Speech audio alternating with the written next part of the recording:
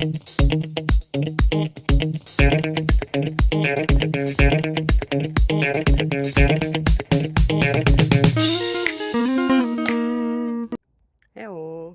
So today is sports day, so it's time to do something for us, for our body, and of course for our mind. So how about this next question?